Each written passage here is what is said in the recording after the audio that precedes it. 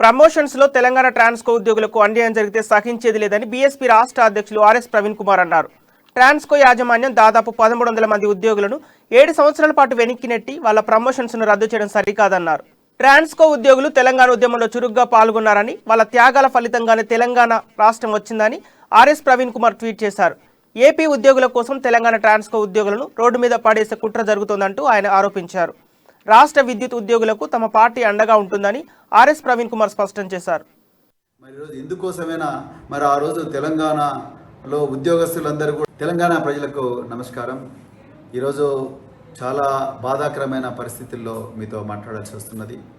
మరి ఇప్పుడు నా దగ్గరికి వందలాది మంది తెలంగాణ ట్రాన్స్కో అంటే విద్యుత్ శాఖ ఉద్యోగస్తులందరూ కూడా నా దగ్గరికి రావడం జరిగింది. ఈరోజు మరి సుప్రీంకోర్టు జడ్జిమెంట్ అడ్డం పెట్టుకొని మరి ట్రాన్స్కో యాజమాన్యం మరి తెలంగాణ ప్రభుత్వం ఈరోజు దాదాపుగా 3000 మంది ఉద్యోగస్తులను 7 సంవత్సరాలు వెనక్కి నెట్టేసి వాళ్ళ ప్రమోషన్ క్యాన్సిల్ చేసి డిమోట్ చేస్తున్నది.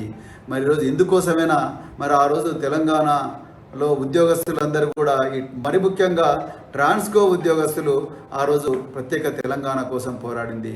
తెలంగాణ ప్రజలకు నమస్కారం.